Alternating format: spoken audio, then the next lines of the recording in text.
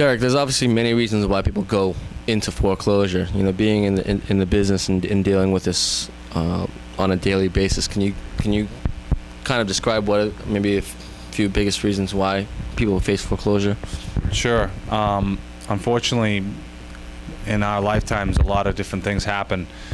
Crises come up. Sicknesses, that are debilitating and make it hard to work.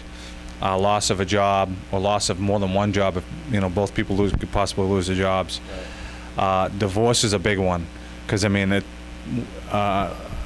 lot of people don't realize the toll financially. I mean, you had a lifestyle that you were used to when the two of you were both together working and making everything come together, and when you decide to split and maybe somebody moves out and now you have a rent as well as the mortgage and other things that are going on, it just puts severe financial strain on your finances. Never mind if the divorce gets very emotional and testy, which the majority of them do. So that's another big reason for foreclosure. Some other reasons are adjustable rate mortgages. We were talking a few minutes ago. You had a client that their mortgage went up $600 in 1 month.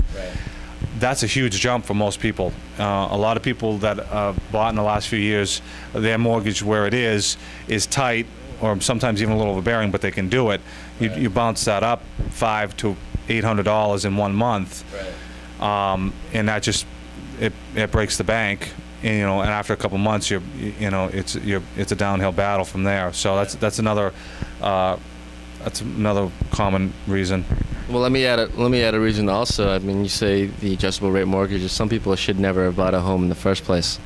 The up market being the way it was in the past few years, they wanted to buy a house, get into a house quickly, but didn't realize what they might have not getting themselves into, and they might have a 30-year mortgage, right? Yeah. So they didn't realize some of the responsibilities that goes along with home ownership as well. Right. There are more costs with it as opposed to renting. Taxes, insurance, maintenance. If it's a multifamily, dealing with tenant issues, loss of income. That's another big one. Multifamilies is someone moves out or you have an eviction process. That can be very costly. That's another big one for foreclosures. Better just to stay away from it totally, right? It's better to really to have a plan, to really have a well thought out plan, because these things are gonna happen. As far as especially multifamilies, the possibility of an eviction is there.